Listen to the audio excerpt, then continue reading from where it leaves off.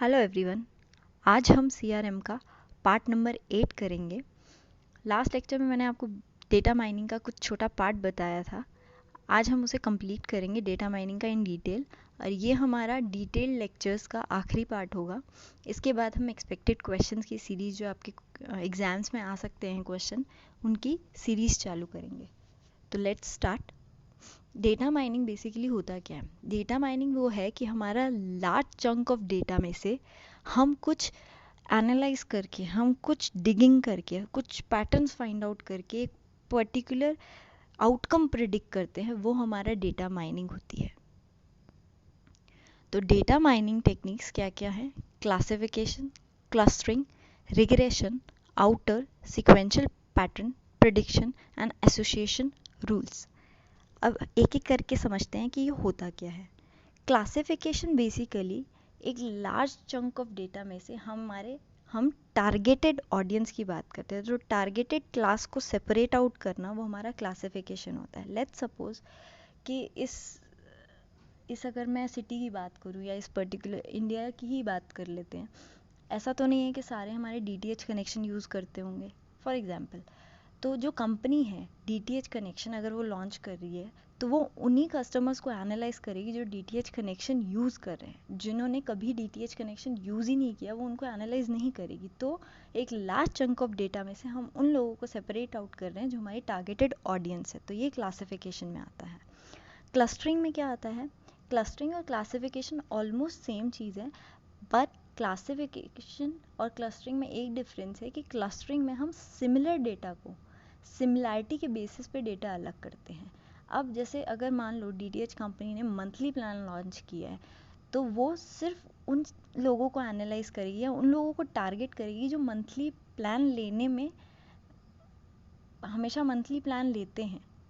तो वो इंटरेस्टेड उन्हीं में रहेंगे, तो उन्हीं को एनालाइज करना, मतलब सिमिलैरिटी के बेसिस पे एनालाइज करना, उसे हम क्लस्टरिंग कहते हैं। रिग्रेशन क्या होता है? रिग्रेशन बेसिकली हम एनालाइज करते हैं वेरिएबल्स के बेसिस पे। कुछ वेरिएबल्स, कुछ पर्टिकुलर वेरिएबल्स को हम मार्क करते हैं, उनके बेसिस पे हम जो चीज़ एनालाइज करते हैं, प्लानिंग और मॉडलिंग जो भी करते हैं, वो हमारा रिग्रेशन के अंदर आता है। आउटर बेसिकली वो चीज़ होती है कि वो उन लोगों को अलग कर देती है जो हमारी पर्टिकुलर एक्सपेक्टेशन से मैच नहीं है, मतलब एक सिमिलैरिटी नहीं है, जो हमारी पैटर्न में नहीं आ रहे हैं, उनको अलग करना। जो मैच नहीं कर रहे हैं एक्सपेक्टेड बिहेवियर को, उसको अलग करना, वो आउटर है। सीक्वेंशियल पैटर्न क्या है? सीक्वेंशियल पैटर्न एक सिमिलर पैटर्न ऑब्जर्व करना with in a duration of time. मतलब क्या सिमिलैरिटी है, किस तरीके से उनकी परचेज है, किस तरह का उनका बिहेवियर है, तो वो सीक्वेंशियल पैटर्न के ऊपर जो हम एनालाइज करते हैं, उसे हम सीक्वेंशियल पैटर्न कहते हैं। प्रिडिक्शन बेसिकली एनालिसिस है हमारे फ्यूचर के लिए। जो फ्यूचर इवेंट्स होने वाले हैं उनके लिए हम प्रिडिक्ट जो करते हैं, वो प्रिडिक्शन में आता है। एसोसिएटेड रूल्स मतलब दो या दो से ज़्यादा आइटम्स के बीच में हम कोई एक हिडन पैटर्न ऑब्जर्व करते हैं, तो वो एसोसिएटेड रूल्स में आता है। तो let's data classification in data mining is a common technique that helps in organizing a data set that are both complicated and large. This technique often involves the use of algorithms that can be easily adapted to improve the quality of data. Clustering is a method of converting a group of abstract objects into classes of similar objects. Clustering मैंने आपको बताया कि similar objects के basis पे होती है. Clustering is a method of partitioning a set of data or the objects into a set of significant subclasses called cluster. Regression analysis is a statistical process for estimating the relationship between the dependent variables or criterion variables and one or more independent variables or predictor. Outer detection is a type of data mining techniques that refers to observation of data items in the data set which do not match an expected pattern or expected behavior. Factor analysis is a special technique reducing the huge number of variables into a few number of factors is known as factorizing of a data, and managing which data is to be present in the sheet comes under factor analysis. The factor analysis techniques extract the maximum common variance from all the variables and put them into a common score. तो जो हमारी clustering और factor analysis है, ये basically data reductions की techniques है. मतलब data को हम किस तरीके से रिड्यूस कर सकते हैं, उनसे फिर हम एनालिसिस करते हैं. आती डेटा माइनिंग में है, बट ये रिडक्शन टेक्निक्स है, data reduction. Customer equity. Customer equity basically जब मैंने आपको कस्टमर लाइफ टाइम पढ़ाया था, ये उसी से रिलेटेड है. मतलब जो टोटल कस्टमर्स का लाइफ टाइम होता है, सारे कस्टमर्स का लाइफ टाइम वैल्यू, वो इक्विटी होती है. जितना ज़्यादा लॉयल होगा कस्टमर, उसकी इक्विटी उतनी ही ज़्यादा होगी. The theory of customer equity can be defined as the value of potential future revenue generated by the company's customer in the entire lifetime of the firm. The company with the high level of customer equity will be valued at a higher price as compared to company with the lower customer equity at the marketplace. सीधा सीधा point है कि अगर हमारी equity high है, मतलब हमारी customer की लॉयल्टी हाई है, तो रिवेन्यू जनरेशन ज़्यादा होगा. रिवेन्यू जनरेशन ज़्यादा होगा तो कस्टमर की जो कंपनी की वैल्यू है वो भी ज़्यादा होगी. इसमें आता है कस्टमर वैल्यू मैनेजमेंट. अब कस्टमर वैल्यू मैनेजमेंट क्या है कि डिफरेंट अप्रोचेस से हम कस्टमर की वैल्यू जज करते हैं. From the first touch point से जब तक वो हमारा कस्टमर है, बन गया, वो पूरी management basically customer value management होता है. 4 अप्रोचेज होती हैं इसमें: customer equity management, customer value analysis, loyalty monitoring and customer satisfaction. Customer की इक्विटी मैनेजमेंट हम समझ गए कि जो इक्विटी है टोटल लाइफ टाइम का होता है. Customer value. अब लॉयल्टी मॉनिटरिंग क्या होती है? लॉयल्टी मॉनिटरिंग बेसिकली ये है कि किसी कस्टमर को आप अपनी कंपनी के साथ कितना अंगेज है, वो आपकी कंपनी के साथ, भले ही आप में प्राइस में इंक्रीज़ हुआ, आपकी कुछ भी प्रोडक्ट में कमी आई, तो वो उस चीज़ को अंडरस्टैंड करके आपके साथ जुड़ा हुआ है कितने टाइम से, तो वो लॉयल्टी मॉनिटरिंग के अंदर आता है.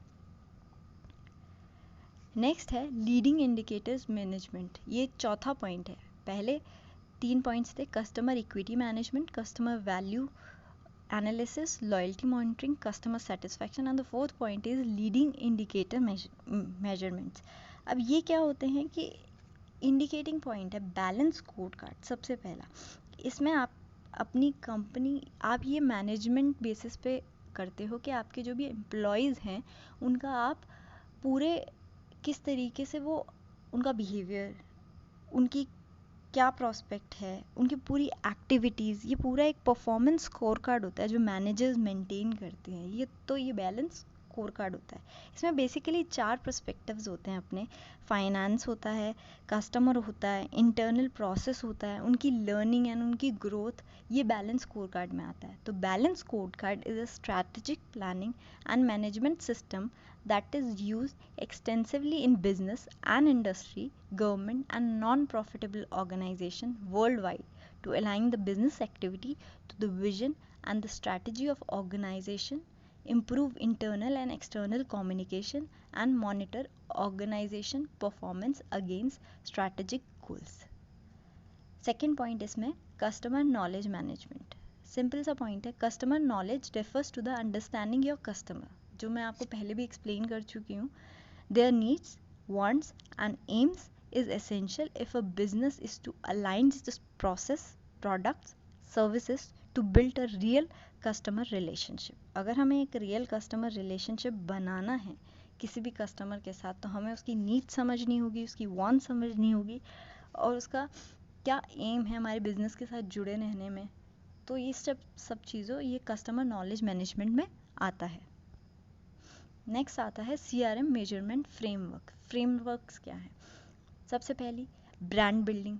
हमारी ब्रांड को इतना स्ट्रॉन्ग बनाना होगा कि आगे के कस्टमर्स अपने आप जुड़ते जाएं विदाउट, मतलब हमें करना पड़ेगा एफर्ट्स, बट एक ब्रांड लॉयल्टी, एक ब्रांड बिल्डिंग, एक नाम से चलना चाहिए, वो चीज़ है ब्रांड बिल्डिंग.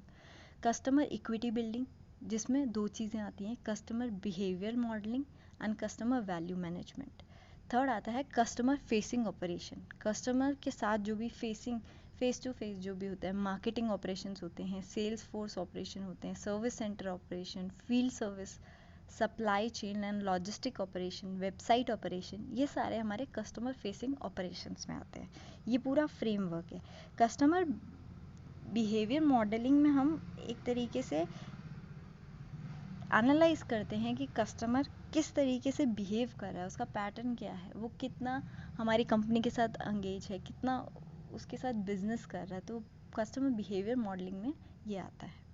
तो आज हमने डेटा माइनिंग और ये फ्रेमवर्क्स कंप्लीट किए।